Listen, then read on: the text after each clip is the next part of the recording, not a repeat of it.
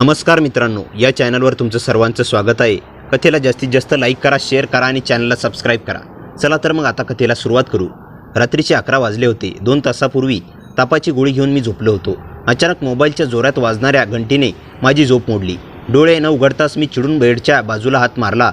Mobile सापडावा म्हणून सतत येणाऱ्या कॉलमुळे खोलीभर आवाज पसरला होता आणि मला खूप राग येत होता। अंधारात हात फिरवत असताना माझा हात मोबाईलला लागला आणि तो खाली पडला। मोबाईल पडताच मी घाबरून उठलो आणि खोलीची लाईट लावली। पाहिलं तर मोबाईल अजूनही वाजत होता। मी पटकन तो उचलला आणि स्क्रीनकडे पाहिलं तर कॉल माझ्या बॉसचा होता। मी त्याच्या हॉटेलमध्ये मॅनेजर म्हणून काम करत होतो। इतक्या रात्री त्याचा फोन पाहून मी चिंतेत पडलो। नक्की काहीतरी मोठं घडलं असावं असं वाटलं, म्हणून लगेच कॉल घेतला। तिकडून घाबरलेला आवाज आला आणि मी आणखीनच अस्वस्थ झालो। मी विचारलं, सगळं ठीक आहे ना? ते म्हणाले, तू आता कुठे आहेस? मी सांगितलं, घरी आहे। ताप होता म्हणून हॉटेलमध्ये लवकर आलो। ते घाईघाईत म्हणाले, मी ड्रायव्हर पाठवलाय, तू त्याच्यासोबत लगेच ये। काही प्रश्न विचारू नकोस, मला तुझी खूप गरज आहे। त्याच्या आवाजात इतकी घाई आणि बेचैनी होती की मी काहीही विचारू शकलो नाही। फोन ठेवून मी पटकन कपडे बदलले आणि बाहेर आलो। गेटजवळ ड्रायव्हर उभा होता। आई वडिलांना काही न सांगता मी त्यांच्यासोबत हॉटेलकडे निघालो। त्या दिवशी त्यांची मुलगी कृतिकाचं लग्न होतं। वाटेत मी सतत विचार करत होतो की मला यावेळी का बोलावलं असेल। हॉटेलमध्ये पोचलो तर एक विचित्र शांतता होती। लग्नासाठी सरला मंडप, काही नातेवाईक उभे होते आणि वातावरण खूप जड वाटत होतं। मी आत गेलो तसं विक्रांत माझ्याकडे धावत आला आणि रडत म्हणाला, बेटा, आता फक्त तूच माझी मदत करू शकतोस। मी त्यांना नेहमी मजबूत आणि प्रभावशाली माणूस म्हणून पाहिलं होतं, पण आज त्यांना अशा अवस्थेत पाहून मला धक्का बसला। त्यांची मुलगी कृतिका आईच्या खांद्यावर डोके ठेवून रडत होती। कळलं की काही कारणाने वरपक्ष परत गेला आणि लग्न मोडलं। त्यांच्या मानसन्मानाचा प्रश्न निर्माण झाला होता। त्या क्षणी मला जाणवलं की माणूस कितीही श्रीमंत किंवा सुंदर असला तरी आयुष्यातील काही प्रसंग त्याला पूर्णपणे असह्य करून टाकतात। लग्नाचा निर्णय त्यांनी माझ्यावर सोडला होता। त्यांना नक्कीच वाईट वाटलं असतं की मी कोणालाही न सांगता असा निर्णय घेतला, पण त्या क्षणी एका मुलीच्या मानसन्मानाचा प्रश्न होता। खरं तर मला दुसरी एक मुलगी प्राजक्ता आवडत होती आणि तिच्याशी लग्न करायची माझी इच्छा होती। तर ही परिस्थिती इतकी गंभीर होती की माझ्यासाठी ड्रायव्हर पाठवण्यात आला होता। मी मान खाली घालून उभा होतो। विश्वासच बसत नव्हता की माझं लग्न कृतिकाशी होणार आहे। श्रीमंत घरातील शिकलेली आणि सुंदर मुलगी आता माझी पत्नी होणार होती। एका क्षणासाठी मला माझ्या नशिबाचा अभिमान वाटत होता, पण मनाच्या कुठेतरी मला असंही जाणवत होतं की कदाचित मी प्राजक्तावर अन्याय करत होतो। पण त्या क्षणी माझ्याकडे दुसरा कोणताच मार्ग नव्हता। लग्नाच्या विधी सुरू होण्यापूर्वीच मी माझ्या वडिलांना, मारुतीराव पाटील यांना फोन करून सगळी गोष्ट सांगितली। त्यांनी शांत आवाजात सांगितलं, परिस्थिती अशी असेल तर लग्न करून टाक, पण आम्ही येईपर्यंत थांब। त्यांचं बोलणं ऐकून मी विक्रांतकडे पाहिलं। ते म्हणाले, आजपासून मला बॉस नाही तर काका म्हण। मी काही बोलू नाही। त्या थोड्याच वेळात माझे आईवडीलही तिथे पोचले। वडिलांनी स्पष्ट सांगितलं की त्यांचा मुलगा कधीच घर जावई होणार नाही। आईलाही त्या नात्याबद्दल खूप आक्षेप होत आहे, पण विक्रांत रडत रडत हात जोडून विनंती करत होते, त्यामुळे मी सरळ नकार देऊ शकलो नाही। कदाचित माझ्या इतकी हिंमत नव्हती की मी कोणालाही ठामपणे नाही म्हणू शकेल। हीच माझी सगळ्यात मोठी कमकुवत बाजू होती। लाभ असो या हानी, मी कुणालाही नकार देऊ शकत नव्हतो। लग्नाची विधी सुरू होण्यापूर्वीच आईने एक अट स्पष्ट ठेवली की तिचा मुलगा घर जावई म्हणून राहणार नाही। हे ऐकून विक्रांत क्षणभर चिंतेत पडले, पण लगेच त्यांनी त्यांच्या पत्नीला समजावून शांत केलं। शेवटी माझं आणि कृतिकाचं लग्न पार पडलं। ही बातमी प्राजक्ताच्या घरी पोहोचली। तिच्या आईला या लग्नाबद्दल विशेष आक्षेप नव्हता, कारण प्राजक्तासाठी आधीपासूनच अनेक प्रस्ताव येत होते आणि प्राजक्ताई आई अनेकदा माझ्यामुळेच ती नकारत होती। हो, तिला थोडं दुःख नक्कीच झालं होतं, पण परिस्थिती समजून तिने शांत राहण्यात योग्य मानलं। माझी अडचण तिला समजावण्यात होती म्हणून ती गप्प राहिली। प्राजक्ताई अजून लहान आणि निष्पाप होती, त्यामुळे या गोष्टीची खुली तिला कदाचित पूर्णपणे जाणवली नसेल। घरातील प्रत्येकजण त्या लग्नाला अर्ध्या मानानेच तयार झाले होते। मी स्वतःही माझं नशीब इतक्या अचानक बदलल्याने थक्क झालो होतो। कृतिकाशी माझं लग्न होईल असं मी कधीच कल्पनाही केली नव्हती। मी तिला नेहमी माझ्या मालकींची मुलगी म्हणूनच पाहिलं होतं, पण आज वडिलांच्या मानसन्मानाची आणि परिस्थितीमुळे या नात्यासाठी तयार झाली होती। मला वाटलं वेळ गेल्यावर सगळं काही ठीक होईल, कारण अनेकदा स्त्रिया आपल्या नवऱ्यासोबत हळूहळू जुळून घेतात। सुरुवातीला मनापासून तयारी असो वा नसो, लग्नाची विधी पूर्ण झाल्यावर माझे वडील मारुतीराव म्हणाले, आता लग्न झालंच आहे तर मुलीची पाठवणी करून टाका। रात्री 12 वाजता तापही खूप होता, त्यामुळे माझी अस्वस्थता पाहून मारुतीराव आणि विक्रांत यांनी एकमेकांशी थोडं बोलून घेतलं आणि आजच पाठवणी करायची ठरवलं। थोड्याच वेळात कृतिका माझ्यासोबत आमच्या घरी आली। आमचं घर लहान होतं, पण स्वच्छ, साधं आणि नीटनेटकं होतं। तिच्या चेहऱ्यावरचे भाव समजून घेण्याचा मी प्रयत्न करत होतो, कदाचित इतकं मोठं आणि ऐश्वर्यसंपन्न घर सोडून आल्यामुळे तिला वाईट वाटत असेल असं मला वाटत होतं. पण ती पूर्णपणे शांत आणि स्थिर दिसत होती. तिच्या चेहऱ्यावर पश्चातापाचा किंचितही भाव नव्हता. तिचं ते धैर्य पाहून मलाही थोडं समाधान मिळालं. मला खूप ताप होता म्हणून मला लवकर झोपायचं होतं. मी माझ्या खोलीत आलो तर सगळं तसंच होतं जसं मी सोडून गेलो होतो. मी पटकन चादर बाजूला बाजूला करून तिला बसायला सांगितलं. तीही खूप थकली होती. जड लेंग्यामुळे तिच्या कमरेला नक्कीच त्रास होत असावा, तरीही तिने स्वतःच्या त्रासाची काही पर्वा केली नाही. मला तापामुळे त्रास होताना पाहून ती लगेच माझ्याजवळ आली आणि म्हणाली, औषध घ्या. असं केल्याने ताप कमी होणार नाही. मी तिला सांगितलं की 3-4 तासापूर्वीच औषध घेतलं आहे. थोडी विश्रांती घेतली तर बरं वाटेल. सकाळी मला कार्यालयात जायचं आहे. सुट्टी घेतलेली नाही. तेव्हा ती शांत म्हणाली, तुम्ही शांतपणे झोपा. कार्यालयाची काळजी करू नका. मी बाबांशी बोलते. माझं डोकं असं दुखतंय होतं. डोळ्यासमोर अंधारून येत होतं. मी हाताने कपाळ मुरडत बसलो होतो. तेवढ्यात ती हलकेच अगदी हळव्या पावलांनी माझ्याजवळ आली. तिने कुठलाही संकोच न करता अंगावरचा ऊनही न उतरवता माझ्या बाजूला येऊन गुडघ्यावर बसली. तिच्या नाजूक बोटांनी माझ्या डोक्याला हात लावला. सुरुवातीला हलके मग हळूवार गोलाकार हात फिरवू लागली. तिचा स्पर्श अगदी गुलाबाच्या पाकळीसारखा मऊ आणि थंडगार. तिने कपाळावरच्या रेषा हळूवारपणे गुळगुळीत करायला सुरुवात केली. ती एवढी जवळ होती की तिचा श्वास माझ्या गालावर पडत होता. तिच्या केसातला चंदन आणि जाईच्या सुगंधांचा मंद दरवळत अंग भरून गेला. माझ्या डोक्यातील धुकं हळूहळू विरू लागली. तिच्या बोटांचा तो शांत आणि प्रेमस्पर्श माझ्या नसानसात उतरत होता. मी डोळे मिटले. तिच्या हृदयाचे ठोके माझ्या खांद्यावर हलके जाणवत होते. कधी झोप लागली ते कळलंच नाही. फक्त इतकं आठवतं की झोपेच्या उंबरठ्यावर तिचे बोटे अजूनही माझ्या केसातून विणून घेत होती. सकाळी जाग आली तेव्हा प्रकाशाची पहिली किरण खिडकीतून आत आली. ती अजूनही तशीच माझ्या शेजारी होती. तिचे डोळे मिटले होते. तिचा हात माझ्या छातीवर होता. ओठावर शांत हास्य. ती गाढ झोपली होती. दिवसाचा पहिला सूर्यकिरण तिच्या चेहऱ्यावर पडला होता तेव्हा ती अगदी एखाद्या परीच्या रूपात दिसली. मी तिच्याकडे पाहत राहिलो. प्रेमात कोणी बोलावं लागत नाही. ते श्वासातून, फरशीतून, जवळकीतून उतरतं. याची त्याला पहिली पाकळी त्या सकाळी उगवली. माझ्या हृदयाचा ठोका तिच्या हृदयाच्या टोक्याशी विसावला होता. बोलायची वेळ येण्याआधीच तिने आपले प्रेम अक्षरशः माझ्या रोमांत उतरवलं होतं. अचानक ती दचकून उठली आणि आश्चर्याने माझ्याकडे पाहू लागली. पुढच्या क्षणी तिला सगळं आठवलं आणि तिच्या चेहऱ्यावरचं हलकंसं हसू उमटलं. ती अर्घत विचारू लागली, आता तुमची तब्येत कशी आहे? मी असंच उत्तर दिलं, आता बरं वाटतंय, पण तुमच्या कमरेला नक्कीच त्रास झाला असेल. तुम्ही रात्रभर अशीच बसून होतात. तुमची तब्येत बिघडू नये म्हणून तुम्ही थोडी विश्रांती घ्या किंवा कपडे बदला. इतका जड लेंगा कालपासून घातलाय, नक्कीच टाकावा आला असेल. माझं बोलणं ऐकून कृतिकाने स्नानगृहाबद्दल विचारलं. कपडे घेतले आणि आत गेली. ती स्नानगृहात गेल्यावर मी माझी खोलीतली सामान आवरू लागलो.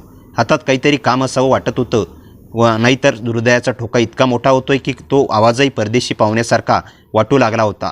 खोलीत आता तिच्या अस्तित्वाचा सुगंध उरला होता. तो लहंगाचा कापूर, गुलाबी पुडक्यातील क्रीम, अजूनही हवेत तरंगणारी तिची ऊब. बाथरूमच्या दरवाजातून प्रकाशाची एक पिवळी रेषा जमिनीवर पडली होती. तिच्या आत जाण्यापूर्वी बोललेले शब्द अजूनही कानात घुमत होते. मी लगेच आले. तिचा आवाज किंचित थरथरलेला, पण त्यालाही विश्वास अस्सल होता. कितीही वेळ झाला माहीत नाही. अचानक बाथरूमचा दार उघडलं आणि ती बाहेर आली. अर्धवट केस, डोक्यावर पांढरा टॉवेल गुंडाळलेला, गळ्यापर्यंत तो दुसरा टॉवेल शरीराला गुंडाळलेला. तिच्या डोळ्यात संकोच आणि कुतूहलाची एक ओलसर झाक होती. तिने तोंडाला हलकंसं हसू आणलं, पण हे हसू तिचं सौंदर्य अधोरेखित करून गेलं. तिचे ओले केस तिच्या गोऱ्या खांद्यावरून पडले होते. तिचे ते थेंब एखाद्या सकाळच्या पावसाने भिजलेल्या चाफेच्या पाकळ्याप्रमाणे पाण्यासारखे तिच्या गालावरून खाली सरकत होते. तिचा स्पर्श नसतानाही तिचं अस्तित्व हात वाढवून जवळ करायला लागणार होतं. ती म्हणाली, तुम्ही इथे बसून होतात का? आवाजात ती साधी सौजन्य ही आता जवळची वाटू लागली होती. मी उभा राहिलो. हातात कपडे घेतलेच होते, पण ते आवरायचे राहिले. तिच्याकडे पाहून मी म्हणालो, तू बरी आहेस ना? तिने टॉवेल घट्ट धरला. डोळे जमिनीवर खाली करून डोके हलवलं. मी हळूच तिच्याकडे गेलो. एक पाऊल, दुसरं आणि थांबलो. तिच्या डोक्यावरचा ओला टॉवेल काढून मी माझ्या खांद्यावर टाकला. तिचे केस मोकळे झाले. त्यातून परत तो सुगंध, थंड, गोड घराची आठवण करून देणारा थकले असे मी म्हणालो. तिने डोळे वर करून माझ्याकडे पाहिलं. मी पुढे म्हणालो, पण हवं तर आता मी इथे आहे. ती गप्प होती. मी हळूच तिच्या ओल्या केसांमध्ये एक ओलसरपट उजवीकडे सरकवली. ती थरारली, पण मागे हटली नाही. तुझ्या बाबांनी सांगितलं होतं की तू खूप भावनिक आहेस, ती हळूहळू म्हणाली. आणि तू मी भाऊक होते, पण आता नाही. आता मला वाटतंय कदाचित नशीब खरंच सुंदर असतं. ती म्हणत असताना मी तिचा हात हातात घेतला. कोरडा पण थोडासा गार. मी दोन्ही हातांनी तो गरम केला. तिने हात मागे घेतला नाही, उलट हलकीशी बोट घट्ट केली. ती ब्लँकेट गुंडाळून माझ्या शेजारी अशी बसली की तिचा खांदा माझ्या खांद्याला हळूच टेकला होता. तो स्पर्श विजेसारखा पाठीच्या कण्यापर्यंत गेला होता. तो फक्त स्पर्श, पण त्या रात्री त्या स्पर्शात काहीतरी अनंत विसावला होता. 2 अनोळखी, 2 घरं, 2 जगं हळूहळू एक होती. गरज नव्हती त्या शांततेत, म्हणजेच अडकलेली होती सगळी ऋतूंची गुलाबी जादू आणि 2 मन जणू काय कधीपासून एकमेकांची वाट पाहत होती. मग मी थोड्या वेळाने स्वयंपाकघराकडे गेलो. आई नाश्ता तयार करत होती आणि तिच्या चेहऱ्यावरून स्पष्ट दिसत होतं की ती अजूनही या लग्नाबद्दल पूर्णपणे समाधानी नव्हती. मी वातावरण हलकं करायचा प्रयत्न केला, पण तिने काही बोलली नाही. तिने शांतपणे नाश्ता तयार वाटून माझ्या हातात दिला. तेवढ्यात कृतिका तयार होऊन स्वयंपाकघरात आली आणि आईला म्हणाली, तुम्ही बसा, उरलेला नाश्ता मी करते. कृतिका स्वयंपाकघरात आली याच आईला समाधान वाटलं, पण तिने ते चेहऱ्यावर दाखवलं नाही.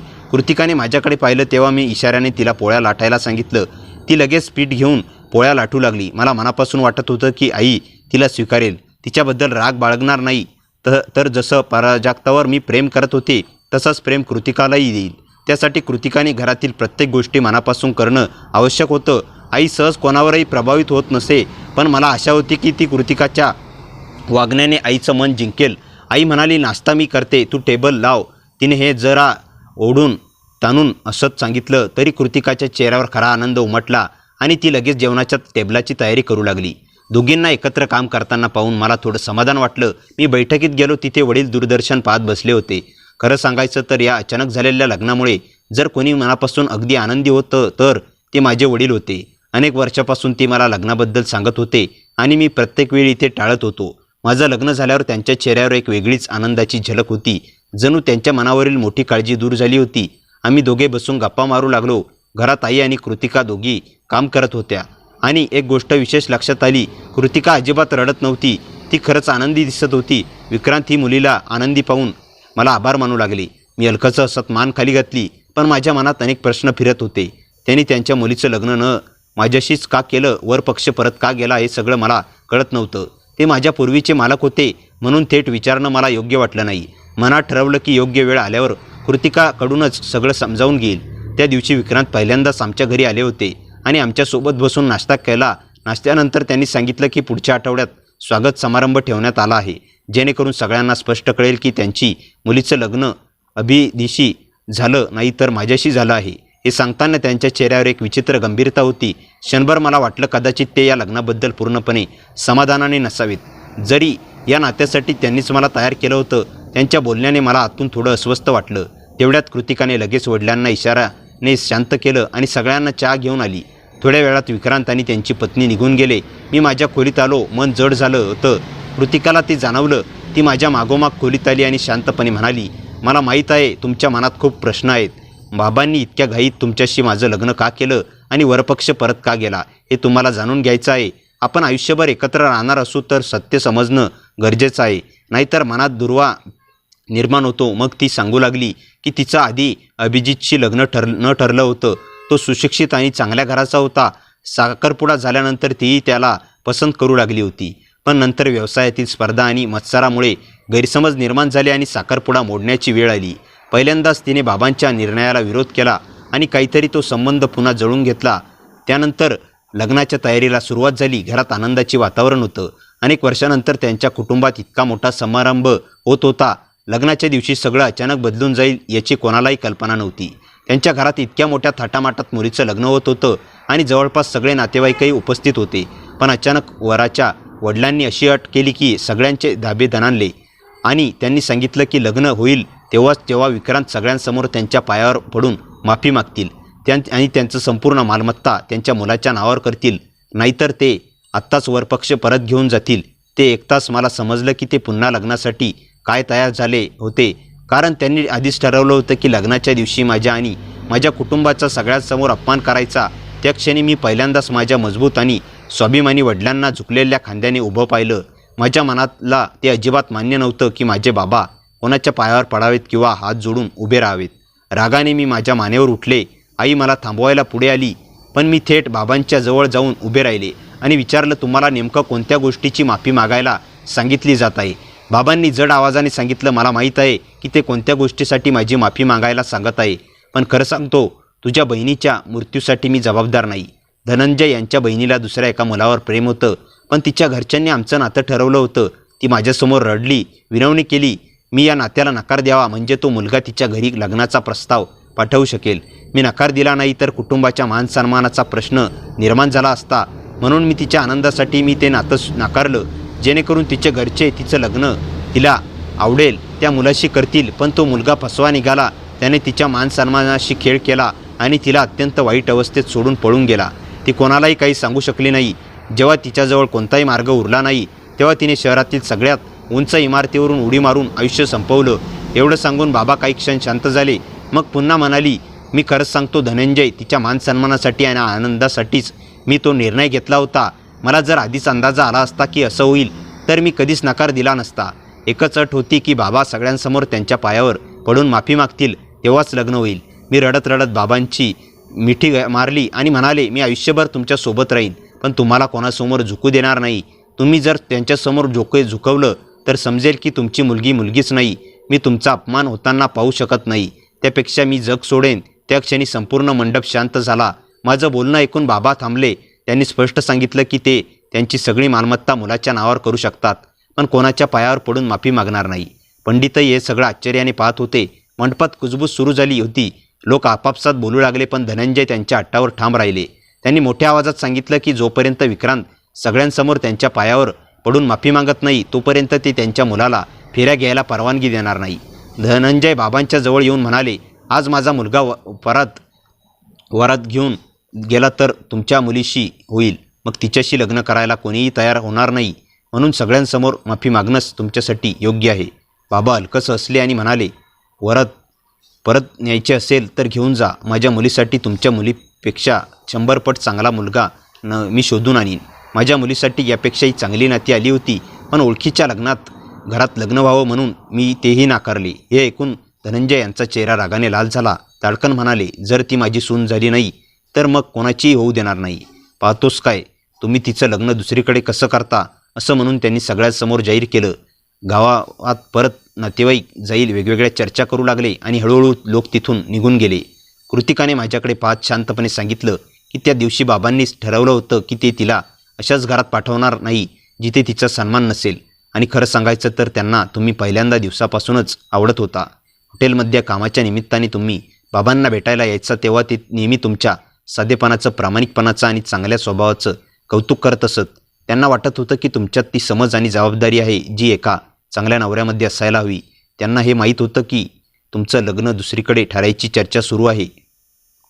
तरीही त्यांच्या मते तुमच्यापेक्षा योग्य मुलगा कोणीच नव्हता. त्यांना खात्री होती की तुम्हीच मला आनंदी ठेवू शकाल आणि जसं त्यांना वाटत होतं तसं माझी काळजी घ्याल. कृतिका बोलता बोलता थकली तेव्हा मी तिला पाण्याचा ग्लास दिला. तिच्या बोलण्यात मला तिची काहीही चूक दिसली नाही. कृतिकाचं बोलणं संपलं तेव्हा खोलीत काही क्षण पूर्ण शांतता पसरली होती. तिच्या डोळ्यात अजूनही जुन्या आठवणींची ओल होती. मी तिच्याकडे पाहत राहिलो. त्या क्षणी मला जाणवलं की या मुलीने एका दिवसात जितकं सहन केलं होतं तितकं अनेक लोक संपूर्ण आयुष्यातही सहन करत नाहीत. मी हळूच तिच्या हातावर माझा हात ठेवला. ती काही बोलली नाही. फक्त तिची बोटं अलगत माझ्या बोटात गुंतली. त्या स्पर्शात शब्द नव्हते पण विश्वास होता. ती हळू आवाजात म्हणाली, तुम्हाला माझ्याबद्दल अजूनही काही शंका आहे का. मी हलकंसं हसलो आणि म्हणालो, शंका नाही, फक्त एक वचन हवं आहे. ती आश्चर्याने माझ्याकडे पाहू लागली. आजपासून काही झालं तरी आपण एकमेकांपासून काहीही लपवायचं नाही. तिच्या डोळ्यात चमक आली. तिने लगेच मान हलवली. मी वचन देते. इतक्यात खिडकीतून थंड वारा आत आला. तिच्या केसांची एक बट पुन्हा चेहऱ्यावर आली. मी ती अलगत कानामागे सारली. ती क्षणभर लाजली. तिच्या गालावर गुलाबी छटा उमटली. ती माझ्या खांद्यावर डोकं ठेवून बसली. त्या शांत क्षणी वेळ जणू थांबून गेला होता. दुपार झाली तसं आईने जेवायला दोघांना बोलावलं. कृतिकाने पहिल्यांदाच आमच्या घरच्या पद्धतीने सगळ्यांना स्वतःहून वाढलं. वडील तिच्याकडे समाधानाने पाहत होते. आई काही बोलत नव्हती, पण तिच्या चेहऱ्यावरचा कठोरपणा थोडासा कमी झालेला मला दिसत होता. जेवणानंतर कृतिका माझी खोली आवरायला लागली. कपाटातील कपडे लावत असताना तिच्या हाताला वरच्या कप्प्यात ठेवलेली एक जुनी डायरी लागली. ती खाली पडली आणि त्यातून एक फिकट झालेला फोटो बाहेर घसरला. कृतिकाने तो उचलला. फोटोत मी आणि प्राजक्ता एकत्र उभे होतो. दोघांच्या चेहऱ्यावर निरागस हास्य होतं. ती काही क्षण फोटो पाहत राहिली. तिच्या चेहऱ्यावर हसू होतं, पण डोळ्यात हलकी वेदना उमटली. मी तिच्याजवळ आलो. तो खूप जुना फोटो आहे, ती शांतपणे म्हणाली. मला माहिती आहे, बाबांनी तुमच्याबद्दल सगळं सांगितलं होतं. मी तिच्याकडे पाहत राहिलो. ती पुढे म्हणाली, तुम्ही तिच्यावर प्रेम करत होतात नाही का. मी सत्य लपवलं नाही. हो, पण आयुष्याने वेगळा निर्णय घेतला. ती काही क्षण शांत राहिली आणि मग तो फोटो पुन्हा डायरीत ठेवत म्हणाली, मला तुमचा भूतकाळ बदलायचा नाही, फक्त तुमच्या भविष्याचा भाग व्हायचा आहे. तिच्या त्या एका वाक्याने माझं मन पूर्णपणे जिंकलं. मी तिच्या कपाळावर अलगद चुंबन दिलं. ती डोळे मिटून काही क्षण तशीच उभी राहिली. त्या क्षणी आमच्यातलं अंतर कायमचं विरघळून गेलं. संध्याकाळी अचानक विक्रांत काकांचा फोन आला. त्यांचा आवाज चिंताग्रस्त होता. अभि, तू आणि कृतिका लगेच हॉस्पिटलमध्ये या. मी विचारलं काय झालं. ते म्हणाले फोनवर सांगता येणार नाही. आम्ही दोघं लगेच निघालो. हॉटेलमध्ये पोहोचताच वातावरण पुन्हा तणावपूर्ण दिसलं. विक्रांत काका त्यांच्या कार्यालयात उभे होते. टेबलावर एक तपकिरी रंगाचं जुनं पाकिट पडलं होतं. त्यांनी ते माझ्या हातात दिलं. हे आज रिसेप्शनच्या तयारी दरम्यान स्टोअर रूममध्ये सापडलं. मी पाकिट उघडलं. आत काही जुनी कागदपत्र, एक चांदीचं लॉकेट आणि एक पत्र होतं. पत्रावर फक्त एकच नाव लिहिलेलं होतं, मारुतीराव पाटील. माझ्या वडिलाचं नाव पाहून माझ्या अंगावर काटा आला. मी थरथरत्या हाताने पत्र उघडलं. पहिली ओळ वाचताच माझा श्वास अडकला. मारुती, जर हे पत्र तुझ्या मुलाच्या हातात पडलं असेल तर समज त्याला आता त्या सत्याची वेळ आली आहे. ज्या सत्यामुळे 2 कुटुंबाचं नशीब कायमचं बदललं होतं. मी आणि कृतिका एकमेकांकडे पाहतच राहिलो. आमच्या प्रेमकथेची खरी सुरुवात झाली होती, पण त्या पत्रात दडलेलं रहस्य आमच्या आयुष्याला कोणत्या वळणावर नेणार होतं याची कल्पना आम्हा दोघांनाही नव्हती. पत्र हातात घेताच माझे हात थरथरू लागले. कृतिकाने माझ्याकडे काळजीने पाहिलं. विक्रांत काका शांतपणे म्हणाले, पत्र पूर्ण वाच, त्यानंतर तुला अनेक प्रश्नांची उत्तरं मिळतील. मी खोल श्वास घेतला आणि पत्र उघडलं.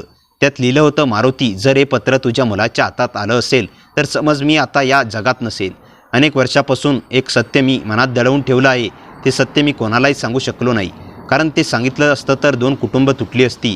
पण आता ते लपवणं योग्य नाही. माझं हृदय जोराने धडधडू लागलं. पुढे लिहिलं होतं, धनंजयच्या बहिणीच्या मृत्यूमागचं खरं कारण कोणालाच माहीत नाही. सगळ्यांनी दोष विक्रांतवर टाकला, पण सत्य वेगळंच होतं. त्या मुलीला फसवणारा मुलगा एकटा नव्हता. त्यामागे आणखी एक प्रभावशाली माणूस होता. त्याने पैशाच्या जोरावर सगळे पुरावे नष्ट केले. त्या दिवशी मी स्वतः काही गोष्टी पाहिल्या होत्या, पण माझ्याकडे कोणताही पुरावा नव्हता. म्हणून मी शांत राहिलो. आजही त्या माणसाचं नाव कुणालाही माहीत नाही. मी पत्र वाचणं थांबवलं. कृतिकाने माझ्या हातातून पत्र घेतलं आणि पुढे वाचू लागली. त्या पाकिटात एक लॉकेट आहे. त्या लॉकेटमध्ये त्या व्यक्तीचा फोटो आहे. पण फोटो पाहण्याआधी एक गोष्ट लक्षात ठेव, सत्य समोर आलं तर अनेक नाती तुटतील. निर्णय विचार करून घे. खोलीत शांतता पसरली. माझ्या हातात ते चांदीचं लॉकेट होतं. मी हळूहळू ते उघडलं. आतला फोटो पाहताच माझ्या पायाखालची जमीन सरकली. माझ्या तोंडून नकळत शब्द बाहेर पडले, हे कसं शक्य आहे. कृतिकाने घाबरून फोटो माझ्या हातातून घेतला. फोटो पाहताच तिच्याही चेहऱ्याचा रंग उडाला, कारण त्या फोटोमध्ये दिसणारा चेहरा आमच्या दोघांसाठी पूर्णपणे अनपेक्षित होता. तो चेहरा विक्रांतचा काकांच्या जुन्या व्यावसायिक भागीदाराचा, ज्याचं काही वर्षापूर्वी रहस्यमयरित्या गायब झाल्याचं सगळ्यांना सांगितलं गेलं होतं. विक्रांत काका खुर्चीत बसले आणि डोळे मिटले. ते हळू आवाजात म्हणाले, मला माहिती होतं एक दिवस हे सत्य बाहेर येणारच. मी त्यांच्याकडे पाहून विचारलं, काका, तुम्हाला हे आधीपासून माहीत होतं? त्यांनी मान खाली घातली. हो, पण पुरावा नव्हता. म्हणून मी गप्प राहिलो. पण माझ्या मुलीचं आयुष्य उद्ध्वस्त करायचं नव्हतं. कृतिका त्यांच्याजवळ गेली आणि त्यांच्या खांद्यावर हात ठेवला. तिच्या डोळ्यात पाणी होतं, पण आवाज ठाम होता. बाबा, आता आपण घाबरणार नाही. इतके वर्षे ज्यांनी खोटं जपलं त्यांना सत्याला सामोरं जावंच लागेल. त्या क्षणी मला कृतिकाकडे पाहून पुन्हा एकदा अभिमान वाटला. परिस्थिती कितीही कठीण असली तरी ती खंबीरपणे उभी होती. मी तिचा हात हातात घेतला. तिने माझ्याकडे पाहून हलकंसं हसू दिलं आणि त्या हसण्यात विश्वास होता. आम्ही दोघं आता फक्त नवरा बायको नव्हतो, तर एका मोठ्या सत्याच्या शोधात एकत्र उभे असलेले साथीदार होतो.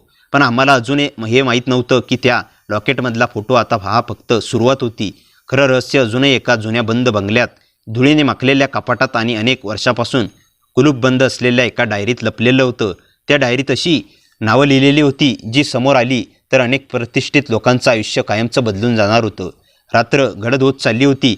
बाहेर विजांचा कडकडाट सुरू झाला होता. पावसाच्या सरी हॉटेलच्या काचेवर आपटत होत्या.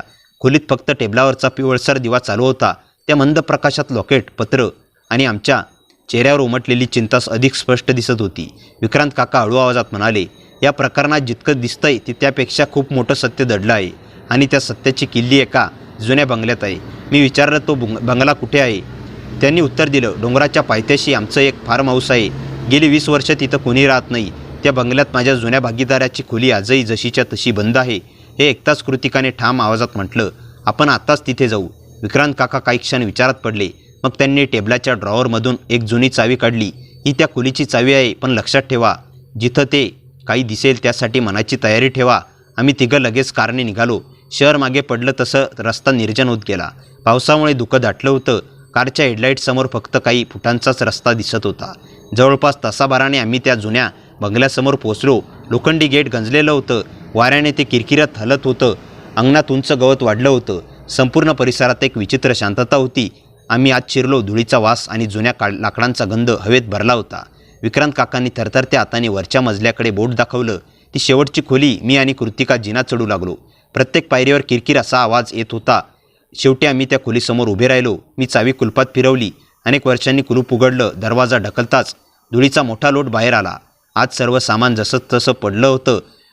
टेबलावर जुना टायपरायटर, कपाटात फायली, भिंतीवर फिकट झालेला कॅलेंडर आणि एका कोपऱ्यात लोखंडी तिजोरी दिसत होती. तिजोरी पाहताच विक्रांत काका दचकले. ही तिजोरी मी शेवटची 20 वर्षापूर्वी पाहिली होती. मी तिजोरीजवळ गेलो. आश्चर्य म्हणजे ती लॉक नव्हती. मी हळूच दार उघडलं. आत एक काळी डायरी, काही छायाचित्र आणि एक ऑडिओ कॅसेट ठेवलेली होती.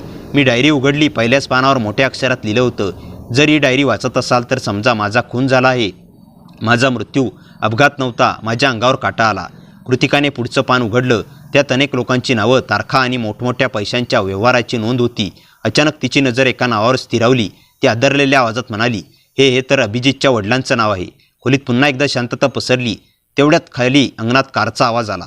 आम्ही तिघं खिडकीतून बाहेर पाहिलं. काळ्या रंगाची एक SUV बंगल्यासमोर येऊन थांबली होती. त्यातून 4 अनोळखी माणसं उतरली. त्यांच्या हातात टॉर्च होत्या. त्यापैकी एक जण फोनवर म्हणत होता, ते लोक आता आत आलेत.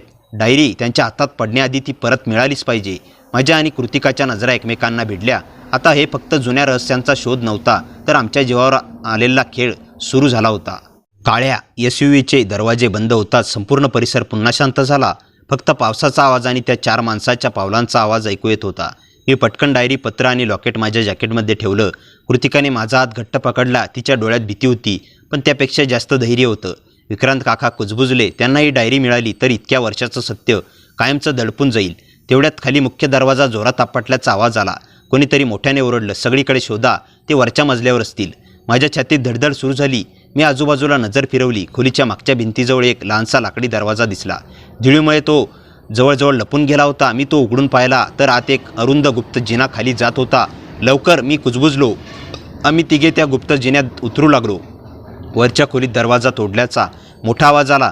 काही सेकंद उशीर झाला असता तर आम्ही त्यांच्या हाती सापडलो असतो. जिना संपल्यावर आम्ही एका जुन्या तळघरात पोचलो. तिथे अनेक लाकडी पेट्या, गंजलेली साधनं आणि कोपऱ्यात एक मोठं कपाट होतं. मी टॉर्चचा प्रकाश टाकला आणि अचानक भिंतीवर लटकलेला एक मोठा फोटो दिसला.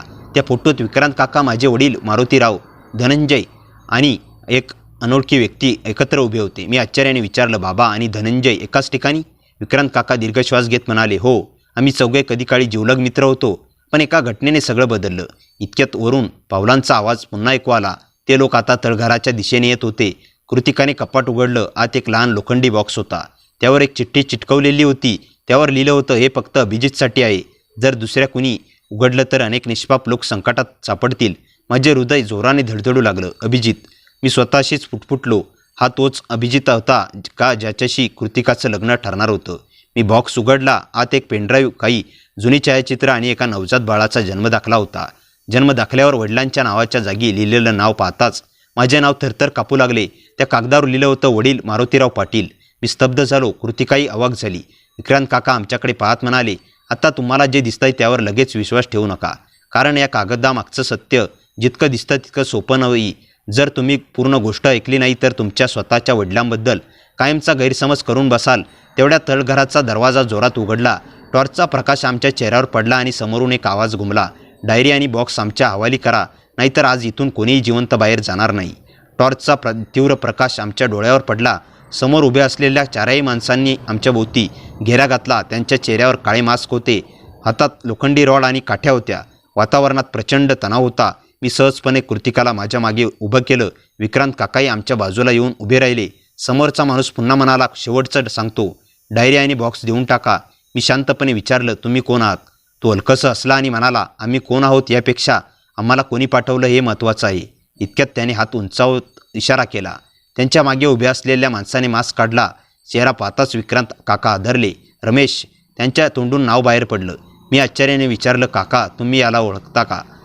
विक्रांत काका थरथरत्या आवाजात म्हणाले, हा माझा जुन्या भागीदाराचा विश्वासू माणूस होता, पण त्यांचं तर अनेक वर्षापूर्वी निधन झाल्याचं सांगितलं गेलं होतं. रमेश मोठ्याने हसू लागला. निधन नाही विक्रांत, मी जिवंतच होतो. फक्त योग्य वेळेची वाट पाहत होतो. त्याने खिशातून एक जुना फोटो काढून आमच्या समोर फेकला. त्या फोटोत माझे वडील मारुतीराव, विक्रांत काका, धनंजय आणि रमेश चौघे एका कारखान्यासमोर उभे होते. फोटोच्या मागे तारीख लिहिलेली होती, 15 जून 2001. रमेश म्हणाला, याच दिवशी सगळं सुरू झालं होतं. मी रागाने विचारलं, नेमकं काय झालं होतं? तो उत्तर देणार इतक्यात जळघराच्या वरच्या बाजूने पोलिसांच्या सायरनचा आवाज घुमला. रमेशच्या चेहऱ्यावरचं हसू एका क्षणात गायब झालं. त्याने लगेच आपल्या माणसांना ओरडून सांगितलं, डायरी मिळाली नाही तरी चालेल, पण तो पेनड्राईव्ह कोणत्याही परिस्थितीत त्यांच्या हातात राहता कामा नाही. इतक्यात त्यांच्या एक साथीदाराने माझ्यावर झेप घेतली. मी त्यांचा हात पकडून बाजूला ढकललं. कृतिकाने प्रसंगावधान राखत लोखंडी बॉक्स उचलला आणि मागच्या बाजूला धाव घेतली. रमेश तिच्या मागे धावला. मी तिला अडवण्यासाठी पुढे झालो, पण दुसऱ्या माणसांनी माझ्या खांद्यावर जोरात वार केला. मी खाली कोसळलो. कृतिका मागे वळून माझ्याकडे पाहत ओरडली, अभि. तिच्या आवाजात भीती नव्हती, माझ्याविषयीची काळजी होती.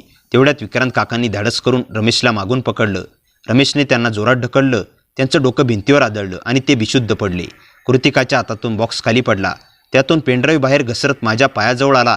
मी वेदना सहन करत तो उचलला. रमेश माझ्याकडे धावत येत होता, पण त्याच क्षणी तळघराचं दुसरं गुप्तदार जोरात उघडलं. 2 पोलीस अधिकारी आत धावत आले. त्यांच्या मागे आणखी काही जवान होते. रमेशचे साथीदार पळण्याचा प्रयत्न करू लागले. क्षणात तळघरात गोंधळ उडाला. या गोंधळात रमेश मात्र एका अरुंद बोगद्यातून पळून जाण्यात यशस्वी झाला. पोलिसांनी उरलेल्या तिघांना ताब्यात घेतलं.